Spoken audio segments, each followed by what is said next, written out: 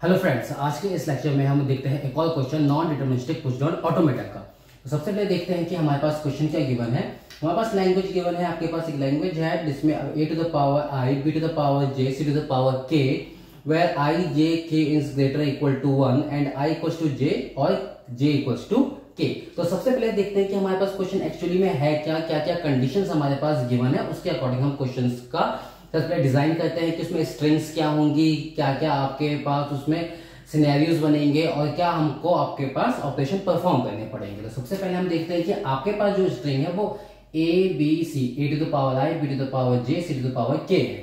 तो सिंपली आपके पास जो स्ट्रिंग्स है उसका फॉर्मेट क्या रहेगा, पहले a आएंगे, फिर b आएंगे, देन उसके बाद ही आपके पास c आएंगे, जिसमें i, j, k की वैल्यू ग्रेटर या इक्वल टू आपके पास 1 है।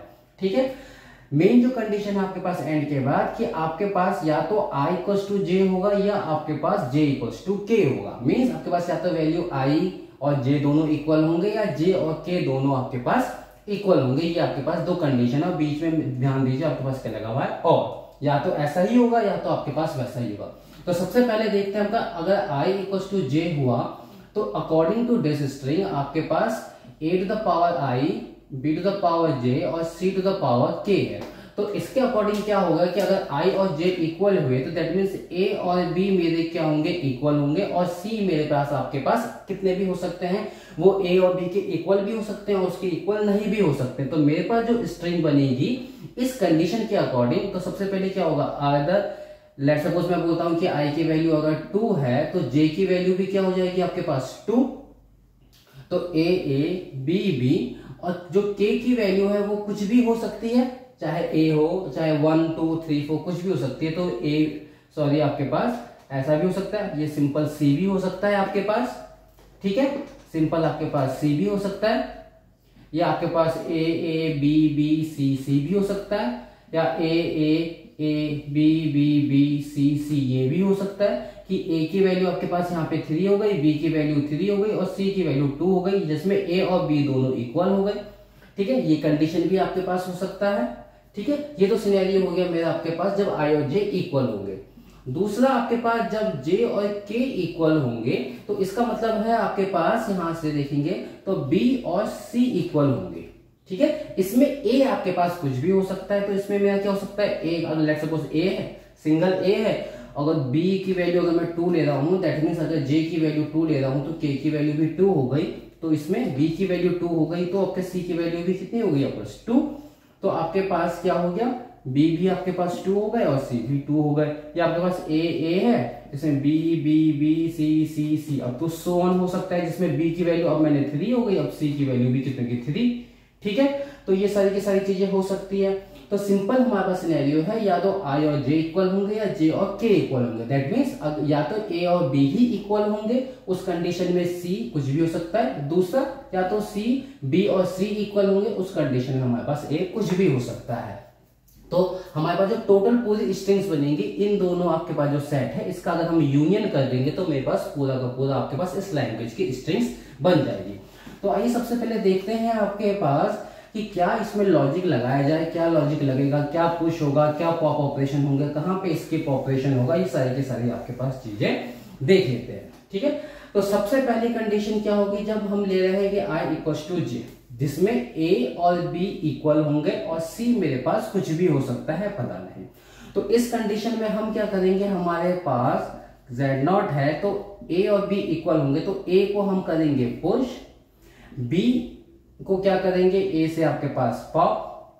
ठीक है, तो a जितने भी होंगे हम क्या कर देंगे पुश, b जितने भी होंगे हमें पता है कि वो a के इक्वल ही होंगे, तो नंबर ऑफ a आपके पास सेम हो जाएंगे, तो उससे कर देंगे पॉप। और जब c आएगा हमारे पास तो हम क्या कर देंगे, आपके पास स्किप ऑपरेशन परफॉर्म कर देंगे। दूसरा आपके पास जब j और k आपके पास इक्वल होगा तो उस कंडीशन में क्या होगा कि a होगा फिर b इक्वल्स टू c हो जाएगा, तो उस कंडीशन में हम a को स्किप करेंगे। ठीक है, और b को क्या करेंगे, हम आपके पास स्टैक के अंदर डालेंगे, और जब c आएगा तो c से हम क्या करेंगे, आपके पास b को आपके पास पॉप करवा लेंगे। तो ये दो सिनेरियो हमारे पास बनेंगे।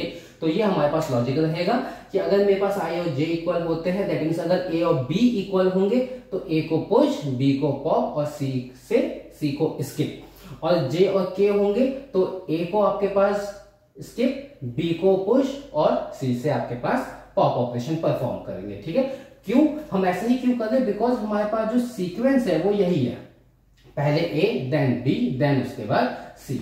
तो आइए आपके पास इसका स्टेट डायग्राम बना लेते हैं, इसका ट्रांजिशन डायग्राम बना लेते हैं कि कैसे आपके पास ये वर्क करेगा। ठीक है, तो देखिए सबसे पहले हम ले लेते हैं आपके पास क्यू नॉट जो मेरा इनिशियल स्टेट है। ठीक है, ये बना रहे हैं हम पहला i इक्वल टू जे। अगर मैं बोलता हूं कि i और j इक्वल है, दैट मींस a और b इक्वल है, तो उस कंडीशन में आपके पास ये होगा z नॉट। लेट सपोज मेरे पास a b b c है, इसमें आपके पास क्या होगा कि a और b इक्वल है। सबसे पहले a रीड करूंगा तो कहां जाना है मेरे को, स्टैक के अंदर, और टॉप ऑफ द स्टैक क्या है z नॉट, तो मैं क्या करूंगा a top of the stack z not, तो a को z नॉट के ऊपर पुश करके मैं आ गया आपके पास q1 पे।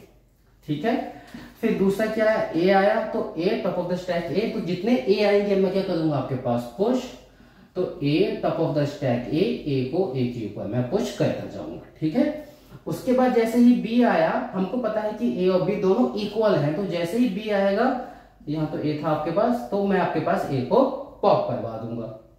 तो आपके पास क्या होगा, जैसे ही b आया top of the stack a मिलेगा, तो आपके पास पॉप ऑपरेशन परफॉर्म करूंगा, मैं आऊंगा Q2, उसके बाद भी b आएगा और n नंबर ऑफ b हो सकते हैं अकॉर्डिंग टू आपके पास सिनेरियो की i और j कितने हैं। तो ठीक है, n नंबर ऑफ b's के लिए हम क्या बना लेंगे आपके पास loop, that is b top of the stack a और पॉप, मींस जब तक मेरे पास a आता गया टॉप ऑफ द स्टैक में, b में भी मेरे पास होंगे, तब तक मैं पॉप ऑपरेशन परफॉर्म करूंगा। उसके बाद क्या आएगा c, तो c हमें पता नहीं कितने आने वाले हैं, a और b का तो हमें पता है, ये उसी टाइप का आपके पास क्वेश्चन बन गया जिसमें a to the power n और b to the power n दोनों आपके पास इक्वल होगा, बस एक्स्ट्रा चीज आ गई आपके पास c। तो c जो भी आएगा हम क्या करेंगे, स्किप। ठीक है, तो c आया तो उस टाइम पे टॉप ऑफ द स्टैक क्या बचेगा आपके पास z नॉट, तो मैं आपके पास z नॉट को z नॉट रहने दूंगा, मैं आ जाऊंगा आपके पास Q3 स्टेट पे। उसके बाद आपके पास लास्ट में आपके पास नल, मतलब मेरी स्ट्रिंग एम्प्टी हो गई, टॉप ऑफ द स्टैक मेरे पास z नॉट रहेगा। तो इस कंडीशन में अब आपके ऊपर है कि आप जो है फाइनल स्टेट्स के साथ आप क्या बोलते हैं आपके मशीन बनाए, या आपके पास एम्प्टी स्टैक के साथ। मैं अभी बना रहा हूं एम्प्टी स्टैक, अगर एम्प्टी स्टैक करना है तो मैं z नॉट की भी आपके पास पॉप ऑपरेशन परफॉर्म कर दूंगा, तो यहाँ पे पॉप हो गया आपके पास QF। ठीक है, तो मेरा आपके पास ये चला, a आया, a को पुश किया, फिर आपके पास n नंबर ऑफ a आए, मैं पुश करता गया, फिर जैसे ही b आया मैं आपके पास a को पॉप किया, फिर आपके पास जैसे n नंबर ऑफ b आए a को पॉप करता गया, फिर c आया, टॉप ऑफ द स्टैक कुछ भी नहीं था, मैंने ऐसे ही छोड़ दिया। उसके बाद आपके पास एक यहाँ पे एक और रह गया आपके पास कि अगर c आया और top of the stack z not, तो z नॉट का z नॉट ही रह सकता है, क्योंकि आपके पास एक सिंपल है कि एक ही c नहीं आएगा, एक से ज्यादा भी c हो सकते हैं, suppose a b b c c c c c ये भी हो सकता है। तो एक c के लिए तो ये हो गया, और n नंबर ऑफ c के लिए आपके पास लूप लगाएंगे, जैसे आप लोगों ने यहाँ पे आपके पास लूप लगाया है। ठीक है, अब सेम चीज आपके पास क्या होगा कंडीशन, जब आपके पास j और k हुआ, तो जब आपके पास j इक्वल्स टू k होगा, तो उस कंडीशन में सबसे पहले a को क्या करेंगे हम आपके पास स्किप ऑपरेशन परफॉर्म करेंगे। तो स्किप कैसे होगा आपके पास, सबसे पहले a आया, टॉप ऑफ द स्टैक क्या मिलेगा, z नॉट मिलेगा। ठीक है, जैसे मैं अभी यहाँ पे आपके पास बना दूं, आपके पास z नॉट हो गया, यहाँ पे a यहाँ b b c c, तो सबसे पहले a आया, top of the stack z not, मेरे को सबसे पहले a को क्या करना है, push sorry skip operation perform करना है, यहाँ पे क्या करना है, स्किप ऑपरेशन परफॉर्म करना है। तो मैं आपके पास a top of the stack z not, तो मैंने z नॉट को z नॉट छोड़ा, मैं आ गया आपके पास Q4 स्टेट पे। उसके बाद n नंबर ऑफ a आ सकते हैं और टॉप ऑफ द स्टैक हमेशा z नॉट मिलेगा, तो मैं z नॉट को z नॉट ही छोड़ दिया। ठीक है, उसके बाद आपके पास क्या आया, यहाँ पे आपके पास कर लेते हैं a, फिर b b फिर c c। तो जैसे आपके पास b आएगा तो मैं क्या करूंगा आपके पास पुश, तो जैसे ही आपके पास b आया, top of the stack z not मिलेगा, तो b को z नॉट के ऊपर पुश कर दिया और मैं चला गया Q5 स्टेट पे। ठीक है, उसके बाद आपके पास n नंबर ऑफ b हो सकता है, तो b top of the stack क्या मिलेगा मेरे को b, तो मैं b को b के ऊपर क्या करूंगा आपके पास पुश। ठीक है, अब b को b के पुश कर दिया। अब उसके बाद जैसे ही c और c मिलेंगे तो मैं क्या करना है, पॉप ऑपरेशन परफॉर्म, और लास्ट में नल स्ट्रिंग मिलेगा, तो मैं क्या पहुंच जाऊंगा फाइनल स्टेट पे। तो यहाँ पे आपके पास क्या होगा, कि बी आता गया, मैं पुश करता गया, उसके बाद जैसे ही सी आया टॉप ऑफ द स्टैक मेरे को क्या मिलेगा बी, तो मैं पॉप ऑपरेशन परफॉर्म करके Q6 स्टेट पे गया। उसके बाद n नंबर ऑफ क्या हो सकता है सी आए और टॉप ऑफ द स्टैक क्या मिलेगा बी ही मिलेगा, तो मैं क्या करूंगा पॉप, बिकॉज यहाँ पे बी और सी दोनों इक्वल मिलेंगे आपके पास। और एट द एंड में मेरे को क्या होगा कि नल स्ट्रिंग मिलेगा, top of the stack Z0 हो जाएगा और मैं आपके पास पॉप ऑपरेशन परफॉर्म के क्यू फाइनल स्टेट पे पहुंच जाऊंगा। यहाँ पे आप चाहें तो इसके लिए एक अलग फाइनल स्टेट भी बना सकते हैं और चाहे तो इसके लिए एक अलग फाइनल स्टेट भी बना सकते हैं, और चाहे तो आप क्या बोलते हैं यहाँ पे आपके पास अलग फाइनल स्टेट ना बना करके आप इसी पे Q3 पर ही यहाँ पे लूप लगा सकते हैं और यहाँ पे जो Q6 है तो Q6 पे भी आप यहाँ पे लूप लगा सकते हैं। आपके पास ऐसा कोई हार्ड एंड फास्ट रूल नहीं है। तो यहाँ हम देख रहे हैं कि आपके पास ट्रांजिशन डायग्राम बन गया ए बी सी का। ऊपर वाला पार्ट जो करेगा वो जिसमें I और J इक्वल होंगे उस पार्ट को एक्सेप्ट करेगा, और नीचे वाला पार्ट क्या करेगा जो J और K वाला पार्ट होगा उसको आपके पास एक्सेप्ट करेगा। तो ये तो मेरा आपके पास नॉन डिटरमिनिस्टिक फाइनाइट ऑटोमेटा बन गया इस क्वेश्चन के लिए। आगे आने वाले क्वेश्चंस में हम देखेंगे कैसे हम किसी स्ट्रिंग को हम इस मशीन के थ्रू पास करवाएं और देखें कि वो स्ट्रिंग हमारे पास उस मशीन में एक्सेप्ट होती है या नहीं।